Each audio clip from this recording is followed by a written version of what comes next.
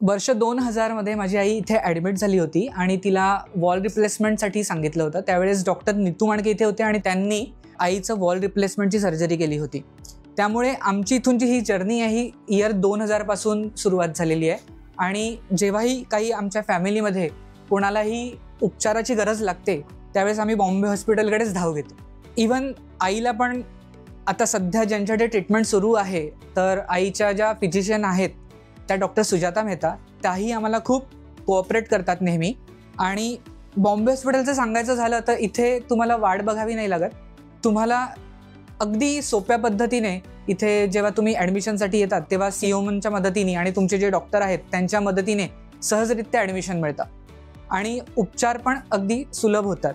त्याचप्रकारे इथे जी डॉक्टरांमध्ये जे कोऑर्डिनेशन आहे त्याच्यामुळे तुम्हाला इकडे तिकडे धावावं लागत नाही की ॲडमिट झालेल्या पेशंटला आता एखादा आजार आहे तर पटकन इथे घेऊन जाऊ की इथे घेऊन जाऊ.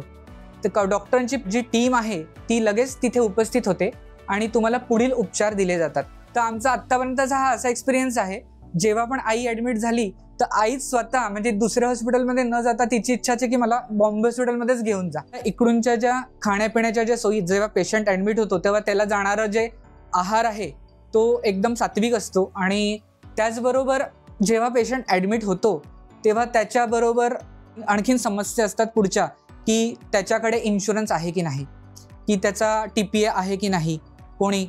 तर जेव्हा आपण इथे येतो तर इथे मेडिक्लेमची जी फॅसिलिटी आहे, इथूनचं जे मार्केटिंग डिपार्टमेंट आहे ते सुद्धा खूप कोऑपरेटिव्ह आहे. आणि ज्यावेळेस आपण तिकडे जातो तेव्हा ते अगदी मदत करून तुम्हाला सांगतात, अगदी फॉर्म भरण्यापासून तुमची ते मदत करतात आणि गाईड करतात. इथे फर्स्ट फ्लोअरवर सुद्धा मार्केटिंगचा डिपार्टमेंट आहे आणि 14th फ्लोअरवर पण आहे. त्यामुळे खूप अक्षरशः अगदी सोपं होऊन जातं पेशंटला की त्याची धावपळ होत नाही एकंदरीत क्लेम सेटलमेंटसाठी. तर मला हेच म्हणायचं आहे की असं जे बॉम्बे हॉस्पिटल जे आपल्याला या सर्व पेशंटला लागणाऱ्या सोयी उपलब्ध करून देतं आहे त्याचं हे कार्य असंच पुढे सुरू राहिलं पाहिजे. कारण की मी मनोरमध्ये राहतो आणि आम्ही तिथून आईला इथे घेऊन आलेलो आहोत. पण एक विश्वास असतो की बॉम्बे हॉस्पिटलमध्ये गेल्यानंतर ती बरी होणार. त्यामुळे एवढ्या लांबून पण इथे पेशंट येतात हे खूप चांगली गोष्ट आहे. आणि म्हणून मला असं वाटतं की बॉम्बे हॉस्पिटलच्या या सुखसोयी निरंतर सगळ्या पेशंटना मिळत राहाव्या. Okay, thank you very much.